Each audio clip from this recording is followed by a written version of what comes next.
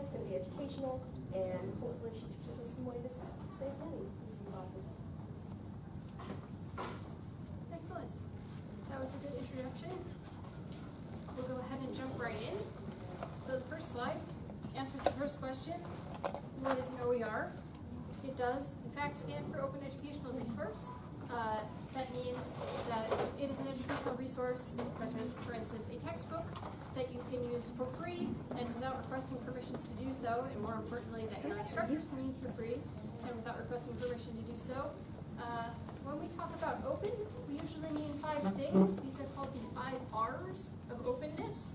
You can retain the work, you can reuse the work, you can revise the work, you can remix the work, you can redistribute the work. And I have come up with a lovely mnemonic for this based on TUVMD. Teachers use various media delightedly, hopefully because it's free. If you're better at coming up with mnemonics than I am, you might give me some suggestions after the presentation, maybe something more related to students. But that's the one that I've been using, so I'm going to stick with it. So, there are degrees of openness. With some open resources, you can do all 5 of these R things. With some of them, you can only do some of these R things. So, we're going to do a little fun activity related to openness. Ordinarily, I'd make you get up and stand in a line, but you're all eating, so I won't make you do that. There you go. Stop eating, it's fine. You get grease on these. Here, you should participate. Do you guys want to participate? Thank you. Go.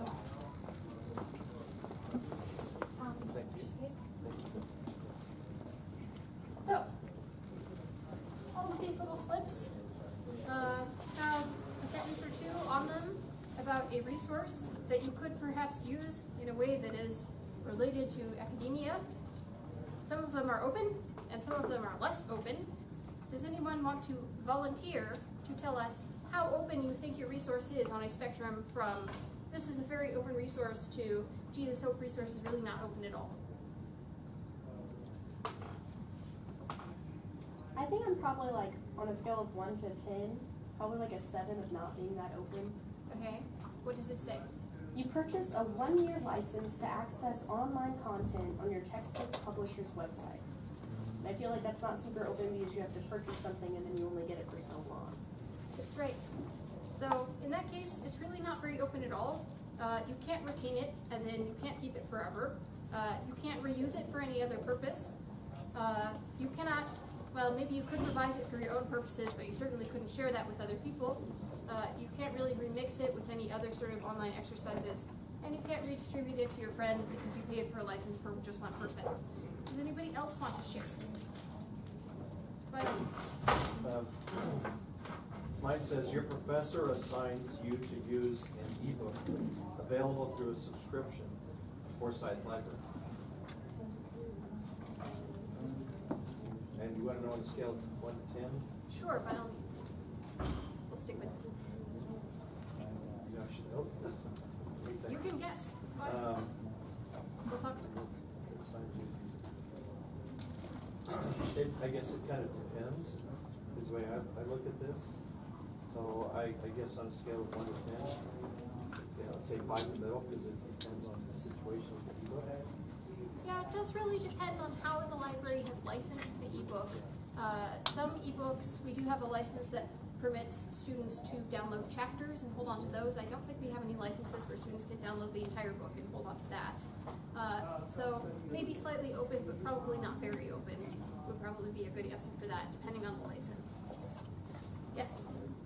It says you find a set of slides on SlideShare and decide to incorporate some of them into your class presentation. I would say a 3 because you are using someone else's work, except it seems like a SlideShare seems kind of like a storage where you can find whatever you need. So SlideShare could maybe be a little ambiguous because you're maybe assuming if somebody put it up on SlideShare, that means they want to share it with you. So you might feel okay downloading that.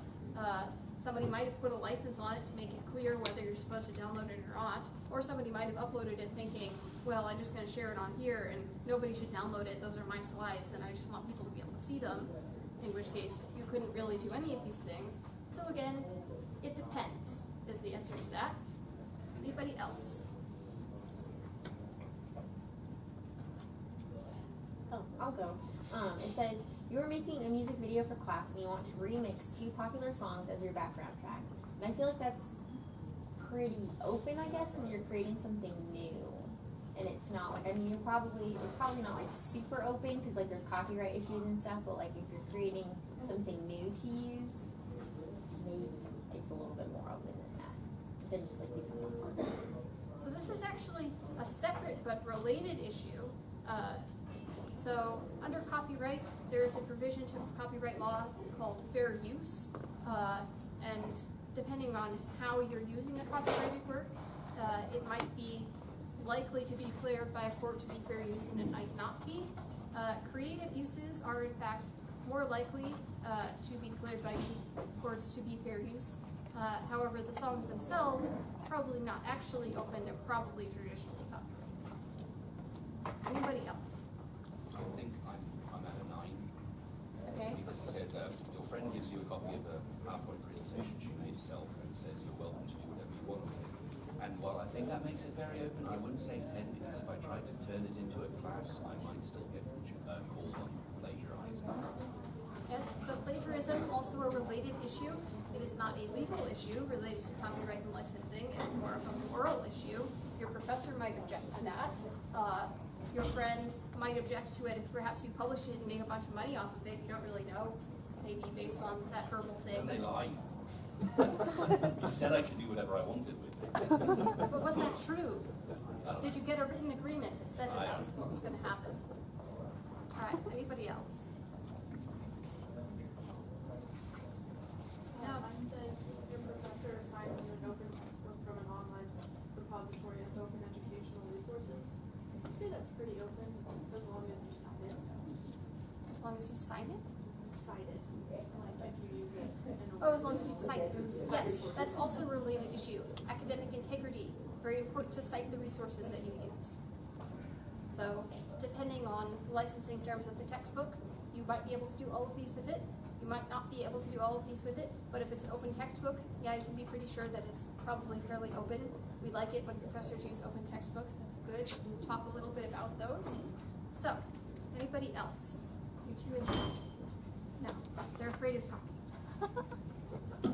Alright, we'll go ahead and move on. So, what we've learned from this is that openness can maybe be a little bit ambiguous. Sometimes it's hard to tell whether something is open or not open. Fortunately, there's something known as a license that will allow you to determine whether something is open or not open. Most frequently, things that are open on the internet nowadays will use what is called a Creative Commons license.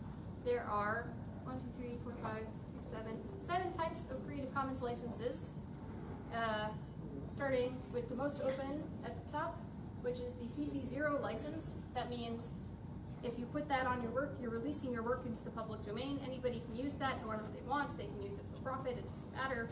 Well, it matters. You might want to cite it for academic integrity purposes, but you're not required to give credit to that person. Following that is what we call an attribution license, which means you can do whatever you want with it as long as you give credit to the original author. That's the second one up there. Speaking of which, you might notice that there are a lot of these, and this over here is kind of confusing. You do not need to memorize all of this. You really only need to know 4 things to interpret a Creative Commons license. And they are these 4 symbols. This little man in a circle, that means attribution. It means you have to provide credit to the person who originally wrote that work when you use that work. That's on almost all of the Creative Commons licenses, except for the CC0 license. The second one there, the little circular arrow in a circle, that is the share-alike part of the license term. It means that if you share, like if you take this resource, right, and you download it, and then you give it to somebody else, or maybe you modify it, and then you give it to somebody else, you have to share it under the same license that it came to you under. So, If it was originally under a Creative Commons Share Alike license, you better be sharing it under a Creative Commons Share Alike license. Does that make sense? Yes. Is this slide under a Creative Commons license? Can we download that somewhere? I can email it to you. I think they were collecting your emails, right? Yeah, just one, because you. So actually, this image over on the left is under Creative Commons license. I pulled it off the internet. That was on under CC0 license. So you'll notice that I haven't given attribution because I didn't have to, although it would have been nice if I had. That would have been a good thing to do. This over here on the right, I made that. I didn't think to put it. Well, actually, there are a lot of Creative Commons licenses on it, but it might be hard to tell which one is actually applicable here. I will be happy to share this with you all and maybe put a Creative Commons license on it. So, first two things, attribution, share alike. Third one, the little $sign in a circle with the slash through it. That is the non-commercial license.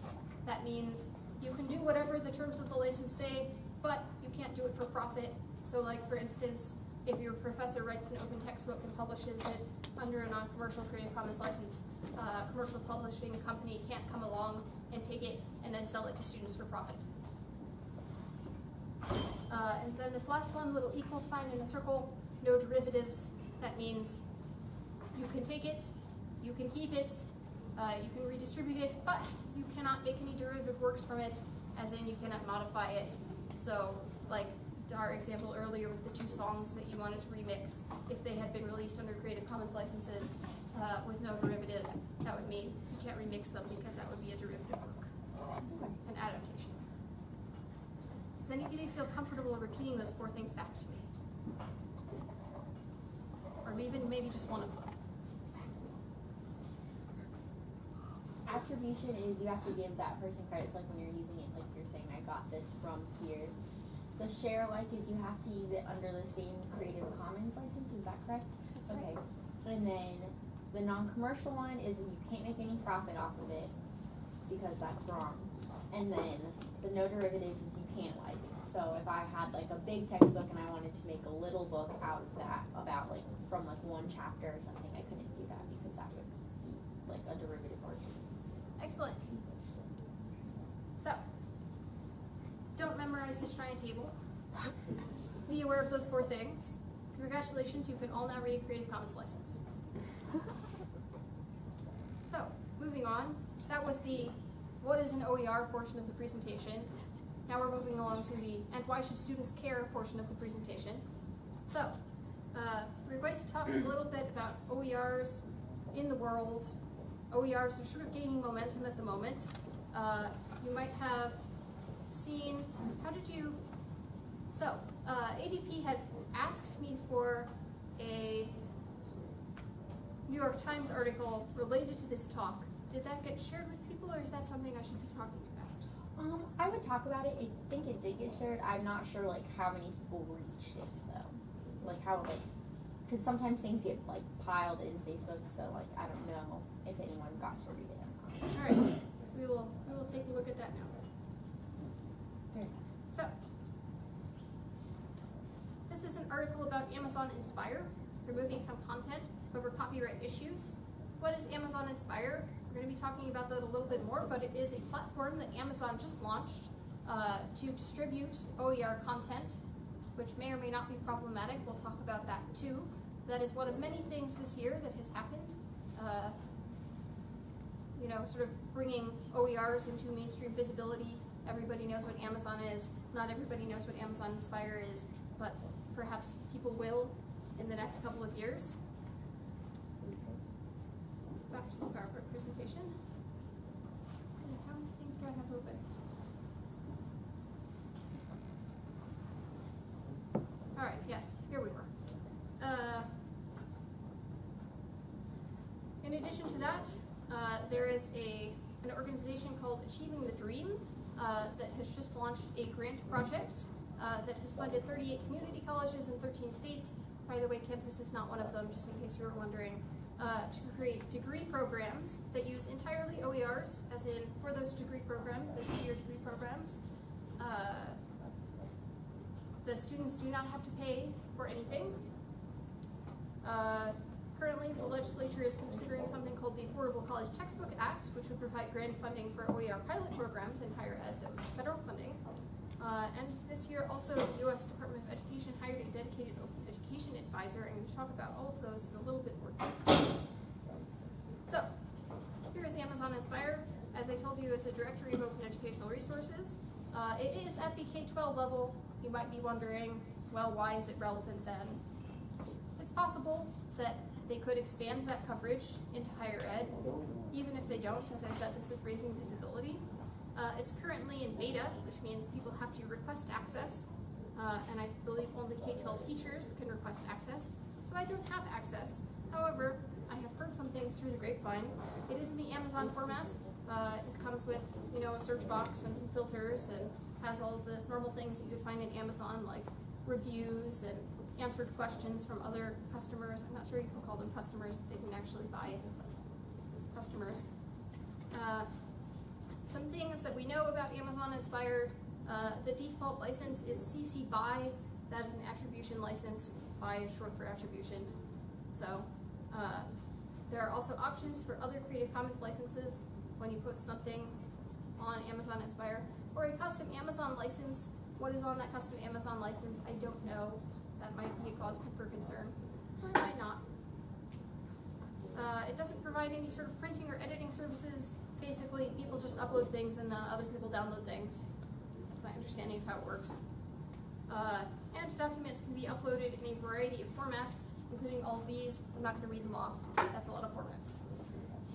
So, I'm going to divide you into two groups. You three are going to be group, and you three are going to be group.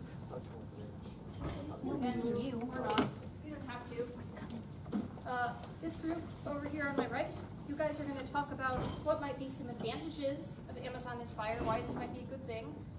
You over on the left, you're going to talk about what might be some concerns about Amazon Inspire, some things we might worry about. Oh, I can't be a pessimist. You can be. I can give you just a couple minutes to do that.